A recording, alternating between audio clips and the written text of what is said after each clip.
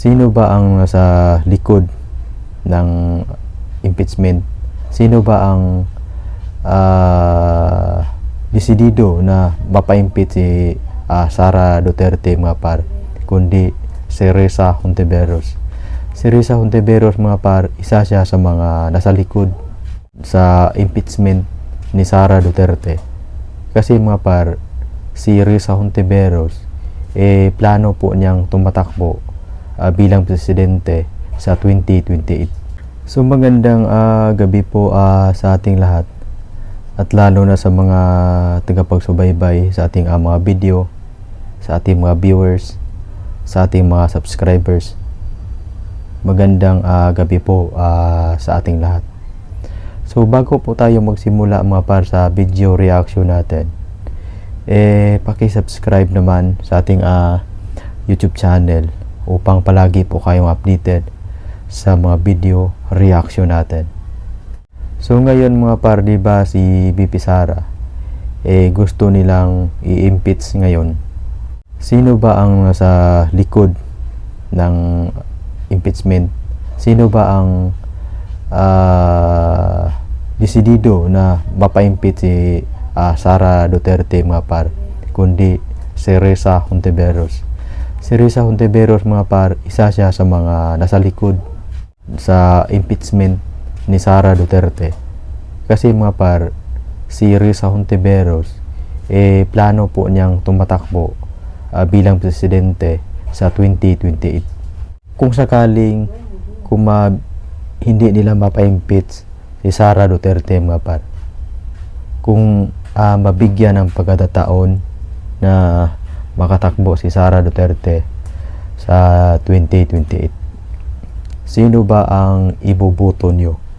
Kasi ngayon, mga par, mas lalong lumakas si VP Sara, mas lalong dumadami yung nagsuporta ni Sara Duterte, mga par, dahil nagagalit yung taong bayan na gusto nilang i-impeach si Sara Duterte.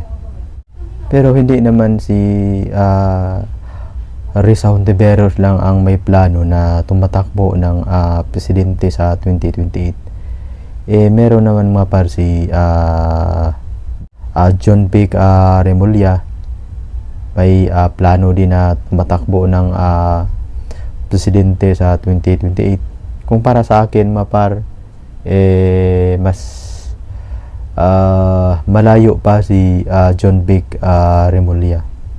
Hindi pa siya pwede, at lalo na nasangkot si John Vic Remulla sa paghuli kay PRRD na tinuturn over po nila doon sa Dahig. Mas lalong nagagalit yung taong bayan, yung tagapagsuporta sa mga Duterte, mga par. Kung para sa akin, mas malayo pa si John Vic Remulla. At saka si naman, mga par, si Risa Hontiveros, kung para sa akin, hindi pwede si Risa Hontiveros, mga par. Ewan ko lang sa lahat, ewan ko lang sa iba kung gusto nila ba si Risa Hontiveros. Pero si Risa Hontiveros, mga par, hindi ko siya nagustuhan. Maraming hindi nakagusto kay Risa Hontiveros. Ikumpara natin kay VP Sara. Kasi si VP Sara, mga par, marami siyang tagapagsuporta. At mas lalo nang gusto nilang i-impeach si Sara Duterte, mas lalo pang nagagalit yung mga tao nga nagsuporta sa Duterte, mga par.